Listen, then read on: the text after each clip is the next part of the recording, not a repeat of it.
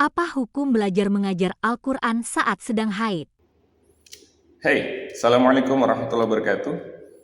Halo teman-teman, ada seorang peserta tes asesmen baca Quran saya bertanya, Pak, ini bagaimana saya dalam keadaan haid, boleh tidak ini saya ikut tes untuk membaca Al-Quran? Maka mari kita ulik teman-teman. Ini juga berkaitan dengan seorang guru ketika dia harus mengajar atau seorang siswi atau mahasiswi ketika harus setor hafalan misalnya atau tahsin bacaan Al-Quran. Maka bagaimana hukumnya? Jumhur ulama mengatakan bahwa membaca Al-Quran dalam keadaan junub dalam hal ini adalah haid, maka dia hukumnya haram untuk membaca Al-Quran. Itu menurut jumhur ulama, meskipun ada segelintir yang membolehkan.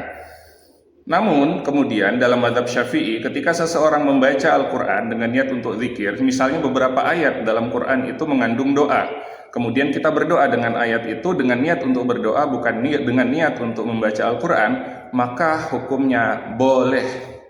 Karena innamal a'malu binniyat, bahwa segala perbuatan itu bergantung pada niatnya.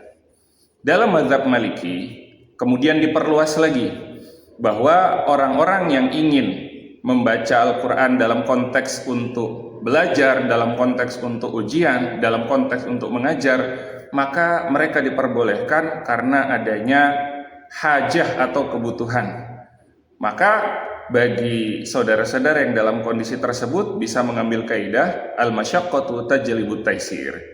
Kondisi sulit, kalau misalnya dalam kondisi haid kita tidak boleh untuk mengajar Quran, tidak boleh untuk ujian, maka ini akan menimbulkan kesulitan, tajlibut taisir, maka akan memunculkan kemudahan. Maka inilah pendapat pandangan dalam mazhab fikih berkaitan dengan membaca Al-Quran bagi mereka yang belajar atau ujian. Maka jangan lagi membuat kita ragu dalam masalah ini. Mudah-mudahan bermanfaat. Assalamualaikum warahmatullahi wabarakatuh.